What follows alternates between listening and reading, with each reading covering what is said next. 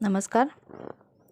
तुम्हा सर्वांचं आपल्या श्री स्वामी समर्थ ह्या चॅनलमध्ये मनापासून स्वागत करते.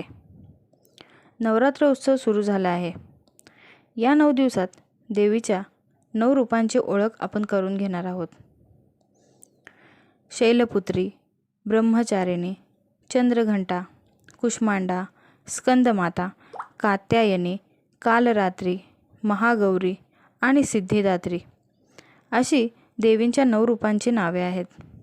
देवीने जो पराक्रम गाजवला त्याला अनुसरून देवीला या नावाने ओळखले जाऊ लागले. तर काय आहे यामागील कथा?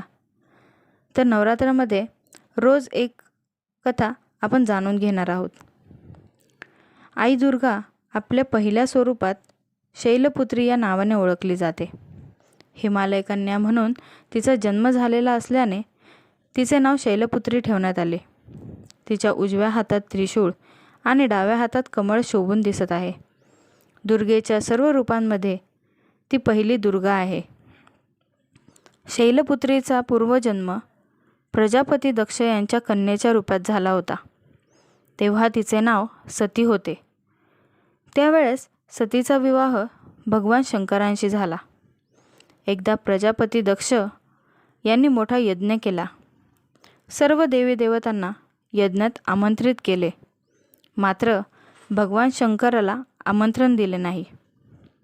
आपल्या वडिलांनी भल्या मोठ्या यज्ञाचे आयोजन केले आहे ही वार्ता जेव्हा सतीला कळाली तेव्हा तिने यज्ञाला जाण्याचा मनोदय भगवान शंकरांजवळ व्यक्त केला. भगवान शंकर म्हणाले, सती, तुझ्या वडिलांनी सर्वांना आमंत्रण दिले आहे, परंतु आपल्याला आमंत्रण दिले नाही. याचा अर्थ त्यांचा आपल्यावर काहीतरी राग असला पाहिजे, अन्यथा त्यांनी असे केले नसते. कारण जाणून घेतल्याशिवाय आणि आमंत्रण मिळाल्याशिवाय तेथे जाणे मला योग्य वाटत नाही. परंतु सतीचे मन माहेरी धाव घेऊ लागले. आपण एकाच घरचे आहोत म्हणून कदाचित वेगळे आमंत्रण दिले नसेल किंवा घाईगडबडीत राहून गेले असेल असे म्हणत सतीने पुन्हा भगवान शंकरांकडे यज्ञाला चलण्याचा आग्रह केला. तिची माहेराप्रती असलेली ओढ पाहून शंकरांना तिचा आग्रह मोडवला नाही. त्यांनी सतीला जाण्याची अनुमती दिली, परंतु आपण येणार नाही असे कळवले. सती आनंदाने यज्ञ समारंभी सहभागी झाली.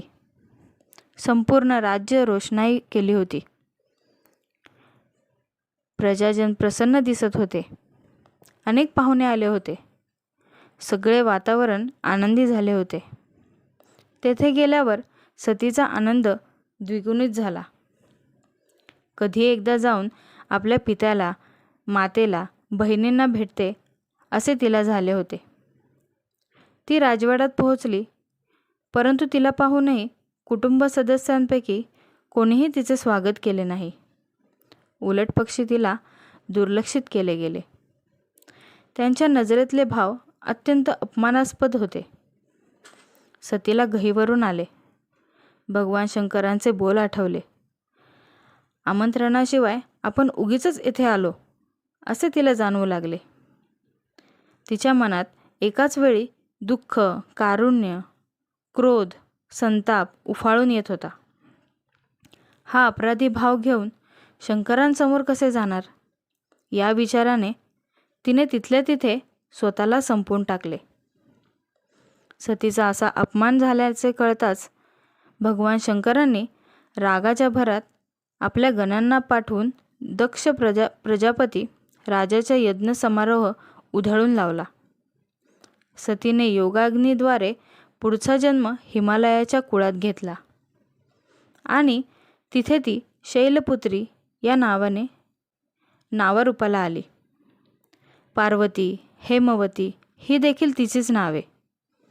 गेल्या जन्मात अपूर्ण राहिलेला संसार पूर्ण करण्यासाठी शैलपुत्रीने तपश्चर्या करून पुन्हा भगवान शंकराला प्रसन्न करून घेतले आणि ती त्यांची अर्धांगिनी झाली.